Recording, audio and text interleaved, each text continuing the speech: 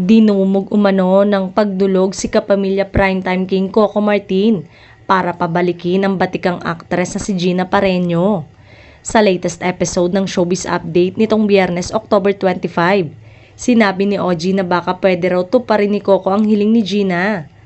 Matatandang sa panayam ni ABS-CBN Showbiz reporter MJ Felipe kay Gina kamakailan, binanggit ng huli ang kagustuhan niyang makaarting muli. Tanggol, baka pwede mo namang kunin si Tita Gina Pareño nang makaarte naman. Regalo mo na kay Tita Gina sa kanyang kaarawan, saad ni OG. Knowing tanggol, si Coco Martin. Talagang mahilig namang magbigay ng break yan si Coco. Kasi galing din naman siya sa wala noon, binigyan din ng chance, wika niya. Dagdag pa ng Showbiz Insider.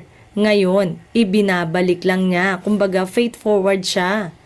Pero sa kasalukuyan, habang isinusulat ang artikulong ito, wala pang inilalabas na pahayag o reaksyon si Coco tungkol dito.